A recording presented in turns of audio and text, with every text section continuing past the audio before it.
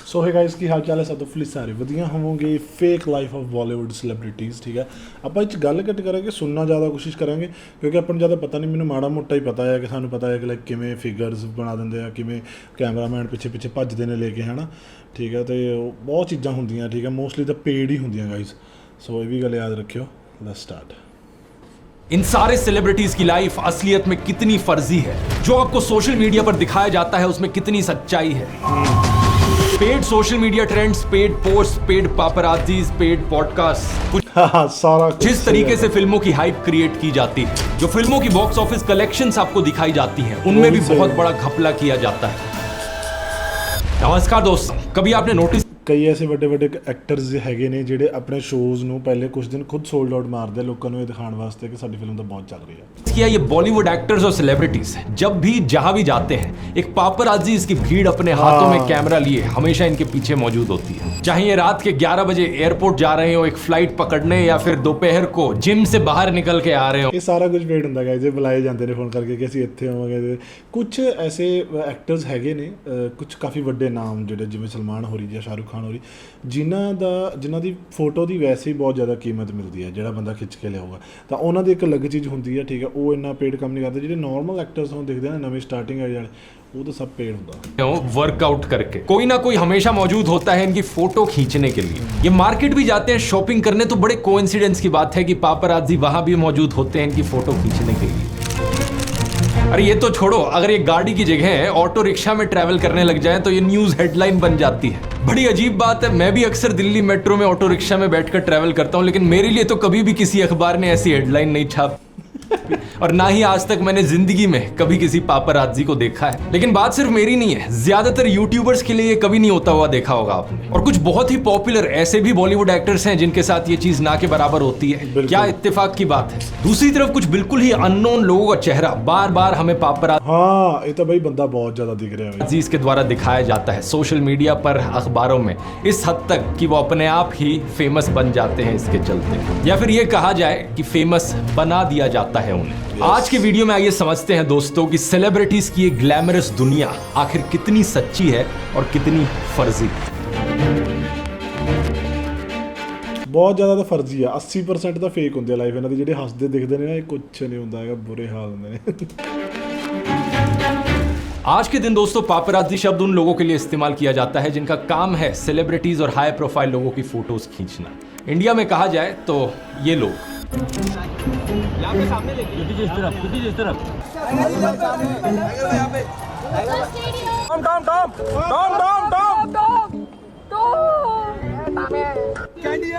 ये पापराजी शब्द एक्चुअली में एक प्लूरल है, इसका सिंगुलर है पापराज़ो। और ये भी बड़ा इंटरेस्टिंग है जानना कि इसका ओरिजिन कैसे हुआ था। साल 1960 में एक इटालियन फिल्म आई थी ला डोल्चे वीटा नाम से। इस फिल्म में एक साइड कैरेक्टर का नाम था पापराज़ो, जो कि एक बड़ा ही एनोइंग लेकिन फियरलेस रिपोर्टर था जो किसी भी हद तक जाने को तैयार था सेलिब्रिटीज की फोटोज खींचने के लिए। फिल्म के डायरेक्टर अपनी ऑटोबायोग्राफी में बताते हैं कि उन्होंने ये पापराज़ो शब्द क्यों चुना, क्योंकि एक इटालियन स्लैंग है जिसका मतलब है एक बड़ा सा भिन भिनाता हुआ मच्छर। उन्होंने कि मच्छर हर जगह पहुंच रहे थे। कहा कि उस रिपोर्टर की पर्सनैलिटी दर्शाने के लिए ये बिल्कुल सही शब्द था। बिल्कुल एक मच्छर जैसे आपके कानों के आसपास भिन भिनाता रहता है, कभी काटता है, कभी तंग करते रहता है। वो न्यूज रिपोर्टर भी ऐसे ही है। What happened in the meeting between you and Nitish ji? How was the meeting? This is not the right place to talk. Let's do not disturb them. So how was the meeting between you and Nitish ji? I don't have to comment on anything. Why was the meeting nice? Nitish ji का आशीर्वाद मिला आपको? Is he okay? Is he happy? Why is this not the right time to talk? We'll speak to Tell someone. us everything is fine, that's all. ठीक इसी तरीके से जब भी आप वेब ब्राउजिंग ਧੱਕੇ ਨਾਲ है ना करते हो, आपका पीछा कर रहे होते हैं ढेर सारे ऑनलाइन ट्रैकर्स। जो भी आप डेटा छोड़कर जाते हो इंटरनेट पर, उसका इस्तेमाल किया जाता है एडवर्टाइजर्स के द्वारा आपको टारगेट करने के लिए। लेकिन कम से कम इस चीज से बचना काफी आसान है, सिंपली एक वीपीएन का इस्तेमाल करके। वीपीएन का इस्तेमाल ये तो ऐड आ गया, बस स्किप मार दिए, खड़ दो। 1961 की टाइम मैगजीन में पापराजी के ऊपर एक फीचर आर्टिकल लिखा गया था जिसकी वजह से ये पापराजी शब्द और भी पॉपुलर हो गया। उस आर्टिकल में पापराजी को एक भूखे भेड़ियों के पैक की तरह कहा गया था। इसके पीछे एक बड़ा सिंपल कारण था। उन दिनों पापराजी का कल्चर इसी चीज के लिए जाना जाता था, छुपके से सीक्रेटली सेलिब्रिटीज की फोटोज खींचना, बिना उनकी परमिशन के, बिना उनकी प्राइवेसी की कदर करे, हर जगह सेलिब्रिटीज के पीछे पड़ जाना फोटोज पाने के लिए। साल 1997 में प्रिंसेस डायना का जो इनफेमस कार एक्सीडेंट हुआ था, जिसमें उनकी मृत्यु भी हो गई थी, दुनिया भर में इसकी खबर बनी थी। इसके पीछे एक बड़ा कारण बताया गया पापराजी को। उस रात उनकी गाड़ी का पीछा कर रही थी बड़ी बेशर्मी से पापराजी की गाड़ियां। उनसे बचने के चक्कर में उनके ड्राइवर ने गाड़ी को आगे तेज भगाया, जिसकी वजह से उनकी गाड़ी टनल के अंदर घुसते हुए एक पिलर से जाकर टकरा गई। दुनिया भर में इस एक इंसिडेंट की वजह से पापराजीज की एथिकल बाउंड्रीज को लेकर सवाल उठे थे। लेकिन इंडिया में 1990s ये नहीं पता मैनू कि इदा इस करके हुई सी। 90s के समय पापराजी का कल्चर जस्ट शुरू हो रहा था। 1991 की इकोनॉमिक लिबरलाइजेशन के बाद इंटरनेशनल ब्रांड्स के साथ साथ टैबलॉइड कल्चर भी इंडिया में आया। Stardust, mid day, Bombay times और पेज 3 जैसी मैगजीन्स पॉपुलर होने लगी। योगेन शाह को इंडिया का पहला पापराजो बताया जाता है, और उस जमाने में जब इंटरनेट और सोशल मीडिया नहीं था तो इन पापराजीज का बिजनेस मॉडल बड़ा साफ था। पॉपुलर सेलिब्रिटीज की ऐसी कैंडिड फोटोज खींचो जो पहले किसी ने ना देखी हो, और इन फोटोज को जाकर मैगजीन्स और टैबलॉइड्स को बेच दो। लोगों में भी बहुत इंटरेस्ट था इस चीज को लेकर, क्योंकि सोशल मीडिया नहीं था तो सेलिब्रिटीज की जिंदगी में ज्यादा झलक देखने को नहीं मिलती थी। हाँ कि फिल्म्स ਤੋਂ ਇਲਾਵਾ ਕੀ ਕਰਦੇ ਨੇ, ਕਿਦਾਂ ਦੇ ਕੱਪੜੇ ਪਾ ਕੇ ਫਿਰਦੇ ਨੇ, ਕਿੱਥੇ ਕਿੱਥੇ ਜਾਂਦੇ ਨੇ, ਹੈ ਨਾ। आम जनता में क्यूरियोसिटी थी जानने की कि ये सेलिब्रिटीज आखिर जीते कैसे हैं अपनी जिंदगी, कैसे घरों में रहते हैं, क्या करते हैं ये। इसी के चलते ये कल्चर पॉपुलर हुआ। लेकिन आज सोशल मीडिया के आने के बाद ये पूरा सिस्टम उलट पुलट चुका है। अब पापराजी के लिए सीधा सेलिब्रिटीज से ही पैसे लेना उनकी फोटोज खींचने के लिए एक नया मॉडल बन गया है। मजाक नहीं कर रहा, बहुत से पापराजी आज के दिन इस बात को ओपनली एडमिट भी करते हैं। Smaller stars do call you, right? They See, send messages on smaller media stars, groups. They even ready to pay and they say भैया please हमारा shoot करो. कोई नाम दो ना. Everybody who's new, even everybody who's made it also will always start off, right? The paparazzi thing is commercialized now in a very big way. अब दो तरीके के मॉडल्स यहाँ पर बन गए हैं। एक जो सो कॉल्ड सेलिब्रिटीज हैं जो पब्लिसिटी चाहते हैं और पापराजी को पैसे पे करते हैं अपने पीआर के लिए, पब्लिसिटी के लिए। और दूसरे हैं टॉप के ए लिस्ट असली सेलिब्रिटीज जिन्हें पब्लिसिटी की कोई जरूरत नहीं है, जो कभी पैसा नहीं पे करना चाहेंगे अपनी फोटोज खिंचाने के लिए, लेकिन फिर भी डिमांड है पब्लिक में उनकी फोटोज देखने की, प्राइवेट कैंडिड फोटोज देखने की, तो पापराजी उनकी फोटोज छुपके से खींचते हैं। ये दूसरी कैटेगरी में हो गए शाहरुख खान, आमिर खान, विराट कोहली जैसे लोग। सिर्फ आपका ही लेंगे। हम नहीं ले ठीक है कैमरा डरना मैम सर बहुत अच्छा प्लीज काम करिए हमारे बेडरूम में नहीं सवाल यहाँ पर ये, कितनी फोटोज जो आप सोशल मीडिया में, अखबारों में देखते हो सेलिब्रिटीज की, वो ऑथेंटिक होती हैं और कितनी पैसे देकर पीआर वाली फोटोज होती हैं। मानव मंगलानी ने अपने इंटरव्यू में कहा ये रेशियो 30-70 की। मानव मंगलानी इज द मतलब राइट नाउ ਬੰਦੇ ਬਹੁਤ ਜ਼ਿਆਦਾ ਵੱਡਾ ਲਾਈਕ ਪਾਪਰਾਜ਼ੀ ਆ ਉਹ, ਤੇ ਉਹ ਦੇਖ ਕੇ ਮਜ਼ਾ ਵੀ ਆਉਂਦਾ, ਉਹਦੀਆਂ ਫੋਟੋਆਂ ਜਿਹੀਆਂ ਠੀਕ ਹੈ ਵਧੀਆ ਸਹੀ ਤਰੀਕੇ ਨਾਲ खिंचते ਨੇ। लेकिन मेरी राय में ये रेशियो असलियत में 90-10 की है। 90% चीजें जो आप देखते हो सोशल मीडिया पर, टीवी पर, अखबारों में इन सेलिब्रिटीज के बारे में, वो पेड प्रमोशन होती है, फर्जी एक्टिंग होती है, और सिर्फ 10% ऑथेंटिक होती है। मैं ऐसा क्यों कह रहा हूँ, ये चीज आप आगे वीडियो देखोगे तो समझोगे। सोच कर देखो, एक सेलिब्रिटी की लाइफ में कितनी चीजें जो आपको पब्लिकली दिखती हैं वो पेड प्रमोशन पीआर होती है और कितनी चीजें ऑथेंटिक और असली होती हैं। दूसरा नोटिस करो कब कब ये सेलिब्रिटीज पॉडकास्ट और इंटरव्यूज देते हैं। 90% सेलिब्रिटी पॉडकास्ट पर सिर्फ तभी आते हैं जब उनकी मूवीज रिलीज होने वाली होती है। और अगर हम बात करें उन सोशल मीडिया पेजेस के बारे में जो रेगुलरली बॉलीवुड और सेलिब्रिटीज के बारे में पोस्ट करते हैं, वहां पर भी पहचानना आपके लिए काफी मुश्किल हो सकता है। लेकिन बहुत सारी पोस्ट अक्सर पीआर होती हैं और पेड प्रमोशन होती है। कई बारी बस इस चीज का साफ सबूत दिख जाता है, जैसे कि इंस्टेंट बॉलीवुड के इस इंस्टाग्राम पेज पर इस 2 साल पुरानी पोस्ट को देखो। कैप्शन में क्या लिखा है, hi can you please use this picture and mention #Divya उन्होंने गलती नाल वही कैप्शन पाया, Kumar this is BTS of her recently release song #designer. पीछे से जो भी कैप्शन लिखने को कहा इन्होंने बस कॉपी पेस्ट कर दिया गलती से। हालांकि बाद में इस पोस्ट को करेक्ट कर लिया गया था, लेकिन इससे आपको अंदाजा लग जाना चाहिए भाई बहुत पैसा लेंदे ने एक पोस्ट ਦਾ कई हज़ारां च, कई बार तो कई ਲੱਖਾਂ च भी पोस्ट च पैसे लेंदे ने। कि बहुत सारी पोस्ट जो आप सोशल मीडिया पर देखते हो, ऐसे अकाउंट्स पर देखते हो, वो पीआर होती है। कितनी बारी आपने नोटिस किया है थर्सडेज और फ्राइडेज को जब भी कोई नई मूवी रिलीज होती है सिनेमा हॉल्स में, ट्विटर पर उस मूवी का हैशटैग ट्रेंड कर रहा होता है। उस हैशटैग पर क्लिक करोगे तो आपको ढेर सारे ऐसे ट्वीट्स दिखेंगे जो उस मूवी की तारीफ कर रहे होते हैं। जैसे कि इन ट्वीट्स को देखिए, रॉकी और रानी की प्रेम कहानी जब मूवी रिलीज हुई थी, ये सारे रिव्यूज उस मूवी के आए थे और ट्विटर पर इन अकाउंट्स ने ट्वीट किया था और इन सब ने सेम सी भाषा का इस्तेमाल कर रखा है, सेम से फ्रेजेस का ਇਹ ਤਾਂ ਹੁੰਦਾ ਹੈ। ਚਲੋ ਰੌਕੀ ਰਾਣੀ ਫਿਲਮ ਵੈਸੇ ਠੀਕ ਸੀ, ਮਾੜੀ ਨਹੀਂ, ਮੈਂ ਖੁਦ ਠੀਕ ਲੱਗੀ ਇਸ ਫਿਲਮ। ਪਰ ਇਹ ਚੀਜ਼ ਸੱਚ ਹੈ, ਬਿਲਕੁਲ ਸੱਚ ਹੈ। ਇਹ ਅਸੀਂ ਬੈਠੇ ਆ ਨਾ ਇੱਥੇ ਲੈਕਚਰ, ਤੁਹਾਨੂੰ ਭਾਵੇਂ ਲੱਗਦਾ ਕੋਈ ਯੂਟਿਊਬਰ ਆ ਰਿਐਕਸ਼ਨ ਕਰਦੇ ਜਸਟ, ਪਰ ਸਾਨੂੰ ਬਹੁਤ ਸੀਨ समझ आता है, बहुत ज़्यादा इस्तेमाल कर रखा है। क्योंकि बात कुछ ऐसी थी दोस्तों कि ये सारे ट्वीट्स फेक थे। इन अकाउंट्स को एक पीआर कंपनी के द्वारा हैंडल किया जा रहा है। ਤੁਹਾਨੂੰ ਪਤਾ ਹਜ਼ਾਰ 2,000 ਅਕਾਊਂਟ ਚਲਾਉਂਦੇ ਨੇ ਹਰ ਇੱਕ ਸੋਸ਼ਲ ਮੀਡੀਆ ਦੇ ਪੀਆਰ ਕੰਪਨੀਆਂ ਵਾਲੇ। इसका मतलब ये नहीं कि ये कोई बेकार या फ्लॉप फिल्म थी। जब मैंने ये फिल्म देखी तो मुझे तो जेन्युइनली अच्छी लगी और पब्लिकली मैंने इसकी तारीफ भी करी थी ट्विटर पर बिना पैसे लिए। लेकिन ये सोशल मीडिया पर जो फर्जी काम चल रहा है, उदाहरण के तौर पे थोड़ा डिटेल में देखते हैं। इनमें से एक अकाउंट है ये सपना नाम से। इस अकाउंट पर क्लिक करोगे और इसके ट्वीट्स नीचे देखोगे तो आपको दिखेंगे बहुत सारे ट्वीट्स किए गए हैं इसके द्वारा। 4 जून को ये अकाउंट ट्वीट कर रहा था hashtag the narrative on TOI के साथ, टाइम्स ऑफ इंडिया को प्रमोट करते हुए। लेकिन उसके नीचे 4 जून को इसने ABP न्यूज को भी प्रमोट किया। थोड़ा और नीचे जाओगे तो हैशटैग TOI काउंटिंग डे देखने को मिलेगा।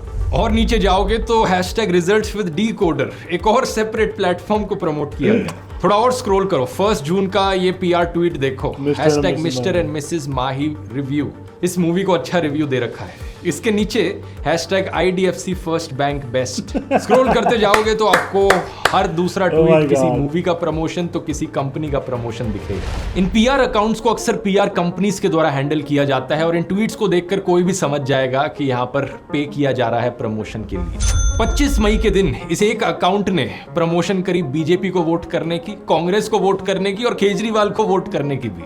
ये ट्वीट्स देखो, हैशटैग दिल्ली विद केजरीवाल, उसी के नीचे एक और ट्वीट है हैशटैग हमारा वोट BJP को। और नीचे स्क्रॉल करोगे तो 18 मई का ट्वीट दिखेगा हैशटैग सबसे सॉलिड प्रियंका इंटरव्यू, जहां पर प्रियंका गांधी की तारीफ करी जा रही है। और इसी से ही एकदम पिछले वाला ट्वीट है हैशटैग दिल्ली के दिल में मोदी, दिल्ली सपोर्ट मोदी। तो ये PR कंपनीज अपने कॉन्ट्रैक्ट्स अलग अलग पॉलिटिकल पार्टीज को भी देती हैं और सेम ही अकाउंट से अपना काम भी कराती हैं। इन सभी पॉलिटिकल पार्टीज को कहना चाहूंगा, अपनी आंखें खोल लो, इन चीजों पर पैसे बर्बाद करके कोई फायदा नहीं है। लेकिन सेलिब्रिटीज पर वापस आए तो सेलिब्रिटीज से ज्यादा शायद ही कोई इन PR कंपनीज का इस्तेमाल करता है। वो hashtag mister and Mahi review वाला जो ट्वीट है, उस ट्वीट पर क्लिक करोगे तो आपको ऐसे ही और ट्वीट्स मिलेंगे। एक और ऐसा ही अकाउंट देखने को मिल जाता है निशा सैनी 32 नाम से। मोस्ट लाइकली ये जो प्रोफाइल पिक इस्तेमाल की गई है, किसी भी ऐसी फेक ਹੁੰਦਾ ਕਿਸੇ ਨਾ ਕਿਸੇ ਕੁੜੀ ਦਾ, लड़की की करी गई है। इस ट्विटर टाइमलाइन पर भी स्क्रॉल करो, सेम चीजें देखने को मिलेंगी, एक से बढ़कर एक प्रमोशन है। पेड सोशल मीडिया ਸਿਰਫ ਪ੍ਰਮੋਸ਼ਨਸ ਨਾਲ ਸੀ। Trends, paid post, paid paparazzis, paid podcast, कुछ इस तरीके से फिल्मों की हाइप क्रिएट की जाती है। लेकिन बात यहाँ पर रुकती नहीं है। आजकल एक और नया ट्रेंड शुरू हो गया है, कॉर्पोरेट बुकिंग्स कराने का। कॉर्पोरेट बुकिंग का मतलब है कि जब ये प्रोड्यूसर्स अपनी किसी फिल्म की खुद ही बुकिंग कर लेते हैं। ਮੈਂ ਸਟਾਰਟਿੰਗ 'ਚ ਕਿਹਾ ਸੀ ਨਾ ਕਿ ਕੁਝ ਐਕਟਰਸ ਤਾਂ ਆਪਣੀ ਫਿਲਮਾਂ ਦੇ ਖੁਦ ਹੀ ਸੋਲਡ ਆਊਟ ਕਰਾਉਣ ਦੀ ਕੋਸ਼ਿਸ਼ ਕਰਦੇ ਨੇ। ਕਈ ਵਾਰ ਥੀਏਟਰ 'ਚ ਇੱਦਾਂ ਨਹੀਂ ਹੁੰਦਾ, ਆਪਾਂ ਜਾਂਦੇ ਆ ਤੇ ਆਪਾਂ ਦੇਖਦੇ ਆ ਕਿ ਯਾਰ ਔਰੇਂਜ ਹੋਇਆ ਵਾ, ਰੈੱਡ ਹੋਣ ਵਾਲਾ, ਸੋਲਡ ਆਊਟ। ਜਦੋਂ ਜਾ ਕੇ ਦੇਖਦੇ ਤਾਂ ਅੱਧੀ ਦੀ ਫਰੰਟ ਵਾਲੀ ਸੀਟਾਂ ਖਾਲੀ ਹੁੰਦੀਆਂ ਨੇ, देख लो। और कंपनीज या कॉर्पोरेट्स में डिस्ट्रीब्यूट कर देते हैं इसे। प्रमोशनल एक्टिविटीज, एम्प्लॉय एंगेजमेंट या क्लाइंट, हाँ ये भी चीज़ होती है बिल्कुल।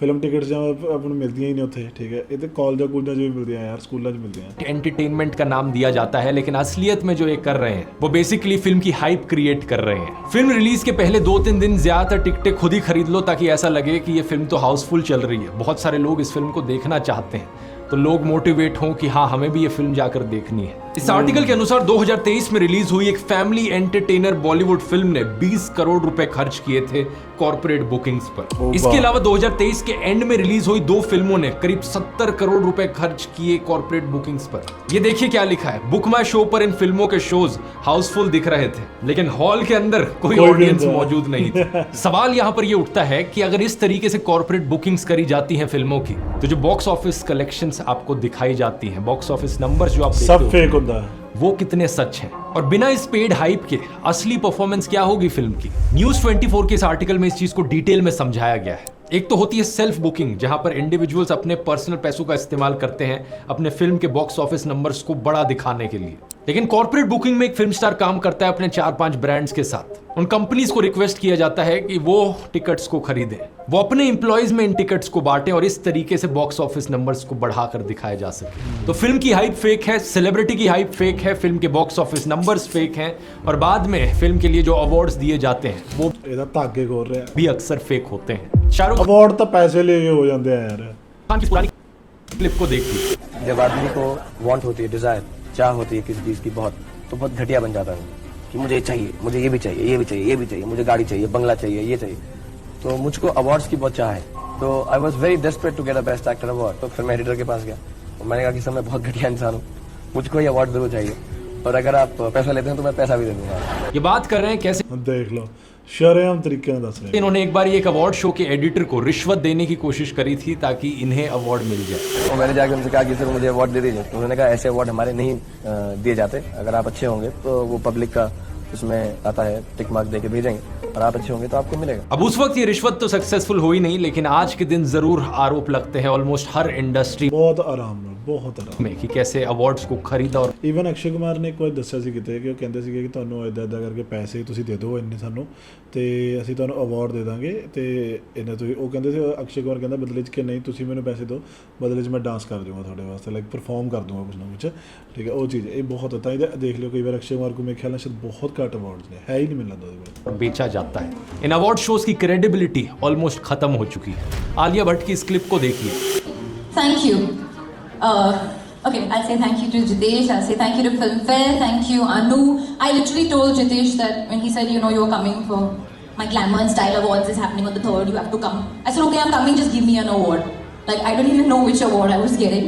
You all can cut that out, but that's the truth.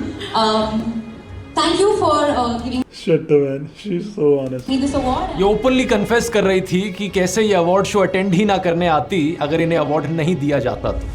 एक बार फिर से पर्सनली मेरी आलिया भट्ट से कोई दुश्मनी नहीं है, लेकिन पॉइंट यहाँ पर ये है कि अगर इस तरीके से चीजें होती हैं तो क्या क्रेडिबिलिटी बची इन अवार्ड शोज। आज के दिन आपने ये भी नोटिस किया होगा कि ये अवार्ड शोज अपनी मनपसंद की कोई भी कैटेगरी बना देते हैं। पहले होते थे best actor, best film, best director जैसे अवार्ड्स, और अब 2024 के जी सिने अवार्ड्स की जरा कैटेगरीज देखो। Hot and techie performer of the year award, nothing to hide award. इस साल हम स्टार स्क्रीन अवार्ड्स में एक नया अवार्ड इंट्रोड्यूस करने जा रहे हैं, the nothing to hide award. ये क्या अवार्ड्स हैं? मतलब कुछ भी बनाकर बोलते रहोगे। वैसे ये चीज सिर्फ फिल्म इंडस्ट्री तक सीमित नहीं है, इन्फ्लुएंसर अवार्ड्स का भी यही हाल है। Yes. Entrepreneur India's influencer awards 2024 की कैटेगरीज देखो। Trend setter of the year, best newcomer of the year, rising star of the year, young influencer of the year, cosmopolitan blogger awards 2024 की categories देखो। Fashion influencer award, emerging fashion influencer award, eco जे नाम बस। Luxury fashion influencer award. ऐसा लगता है कि जबरदस्ती नई कैटेगरीज बनाई जा रही हैं ताकि हर किसी को कुछ ना कुछ अवार्ड तो दिया जा सके। अब मुझे देख लो, 20 मिलियन से ज्यादा सब्सक्राइबर्स हैं, लेकिन आज तक मुझे कोई भी ऐसा इन्फ्लुएंसर अवार्ड नहीं मिला है। जानते हो क्यों? ऐसा नहीं है कि मेरे को इन्विटेशंस नहीं आते, अक्सर ये अवार्ड कंपनीज मुझे ईमेल करती हैं कि हम आपको ये अवार्ड देंगे, लेकिन इनकी हमेशा कंडीशन होती है कि रिटर्न में कुछ ना कुछ एक्सपेक्ट करते हैं। डायरेक्टली पैसे नहीं तो इनडायरेक्ट प्रमोशन एक्सपेक्ट करते हैं ये। ऊपर से कितने अवार्ड्स खरीदे जा रहे हैं और कितने अवार्ड्स सिर्फ पब्लिसिटी के लिए दिए जा रहे हैं, कौन जाने। यही कारण बताया जाता है कि फिल्म इंडस्ट्री में आमिर खान जैसे एक्टर ने पिछले 20 सालों में किसी भी अवार्ड फंक्शन को अटेंड नहीं किया। हाँ, इसे करके मुझसे वाला कहता था कि अपनी चाहिए बड़ा बड़ा शो थे। सच बात यह है दोस्तों, अगर हम पापराजी के टॉपिक पर वापस आएं तो ज्यादातर बॉलीवुड सेलिब्रिटीज और एक्टर्स अपनी प्राइवेसी को आसानी से मेंटेन रख सकते हैं अगर वो चाहें तो। यही कारण है कि कुछ सेलिब्रिटीज की पापराजी फोटोज आपको ऑलमोस्ट कभी नहीं देखने को मिलेंगी, लेकिन दूसरी तरफ कुछ ऐसे सेलिब्रिटीज रोज होंगे ही दिखते जिनकी हैं। पापराजी फोटोज हर दिन आपको सोशल मीडिया पर, अखबारों में और टीवी पर देखने को मिलेंगी। हॉलीवुड में इसका सबसे बड़ा एग्जाम्पल है किम कार्दाशियन। Yes. उनके बारे में तो ये तक कहा जाता है कि पापराजी जो फोटोज उनकी लेते हैं उन्हें वो खुद एडिट करके उन्हें वापस देती हैं पब्लिश करने से। ਯਾਰ ਇਹ ਤਾਂ ਬਹੁਤ ਸਾਰੇ ਨੇ, ਕਈ ਐਸੇ ਲੋਕ ਮੈਂ ਦੇਖੇ ਆ ਜਿਹੜੇ ਪਾਪਰਾਜ਼ੀ ਨੇ ਫੋਟੋ ਖਿੱਚੀਆਂ ਹੁੰਦੀਆਂ ਨੇ ਤੇ ਐਕਟਰਸ ਉਹਨਾਂ ਤੋਂ ਲੈ ਲੈਂਦੇ ਨੇ ਤੇ ਖੁਦ ਉਸ ਪੋਸਟ ਨੂੰ ਆਪਣੀ ਜਗ੍ਹਾ ਤੇ ਇੰਸਟਾ ਤੇ ਪੋਸਟ ਕਰ ਰਹੇ ਹੁੰਦੇ ਨੇ। ਮੈਂ ਇਦਾਂ ਖੁਦ ਬਾਲੀਵੁੱਡ ਦੇ ਕਈ ਐਕਟਰ ਦੇਖੇ ਨੇ यार।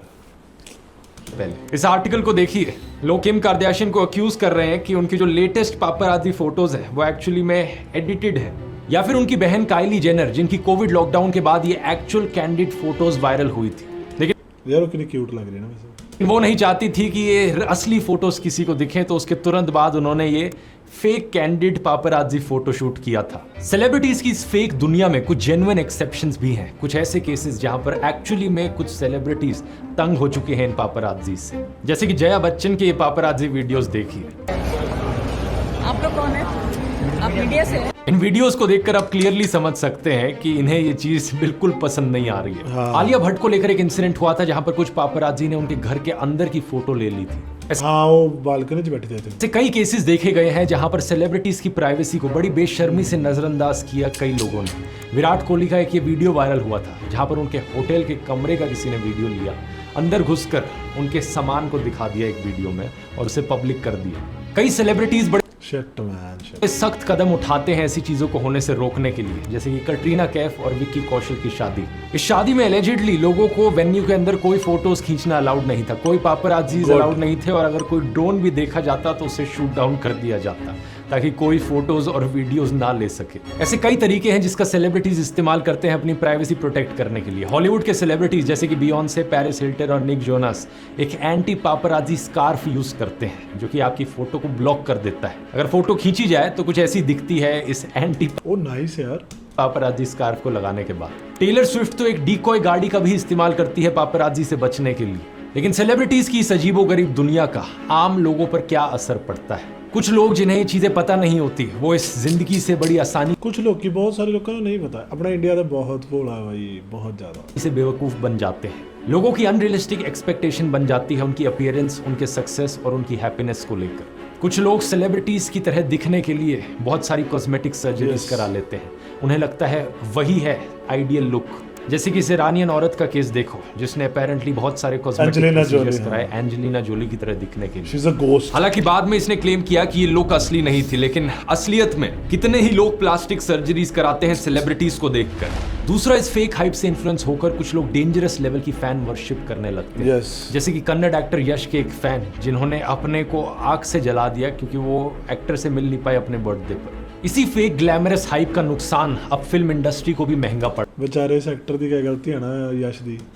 अगर जेन्युइन एक्टर्स जेन्युइन फिल्मों को प्रमोट नहीं किया जाएगा तो ਤੁਸੀਂ ਗੱਲ ਦੇਖੀਏ ਕਿ ਇਸ ਟਾਈਮ ਅੰਬਾਨੀ ਦੀ ਜਿਹੜੀ ਵੈਡਿੰਗ ਹੋਈ ਹੈ, ਮੈਂ ਕਹਿੰਦਾ ਕੱਲ ਮੁੱਕ ਲਿਆ ਕਿ ਨਹੀਂ ਮੁੱਕਿਆ ਯਾਰ ਇਹ, ਠੀਕ ਹੈ ਇਹਨਾਂ ਦਾ, ਤੇ ਉਹ ਕਿੰਨਾ ਪਾਪਰਾਜ਼ੀ ਗੇਮ ਖੇਡੀ ਜਾ ਰਹੀ ਹੈ ਉਸ ਦੇ ਉੱਤੇ। लोगों का इंटरेस्ट वैसे ही लूज होने लगेगा इस इंडस्ट्री से। एक दो बारी जरूर इस फेक हाइप से इन्फ्लुएंस होकर लोग फिल्में देखने जा सकते हैं, लेकिन अगर बार बार घटिया फिल्में आएंगी, घटिया एक्टर्स को प्रमोट किया जाएगा, इनऑथेंटिक इमेज हमें सोशल मीडिया पर अखबारों में दिखाई जाएगी, लोग एक टाइम तक ही बर्दाश्त करेंगे, उसके बाद तो लोग भी कहेंगे बस बहुत हो गया। आपके लिए एक सिंपल लेसन है दोस्तों, फिल्में देखो और एंजॉय करो, लेकिन सेलिब्रिटीज की इस फेक दुनिया में टाइम वेस्ट करने की कोई जरूरत नहीं है। आपको कुछ नहीं मिलने वाला इससे, और स्पेशली बिग बॉस जैसे घटिया शोज में तो बिल्कुल सुन लो, समझ लो, क्या कहे बंदा, क्या बिल्कुल टाइम वेस्ट मत करो। आखिर क्यों खराब होते हैं ऐसे रियलिटी टीवी शोज आपके लिए, इस वीडियो में मैंने डिटेल में एक्सप्लेन किया। मैं बहुत सारे लोगों ने देखा ਜਿਹੜੇ बिग बॉस जाना चाहते हैं, भाई मैं हैरान हाँ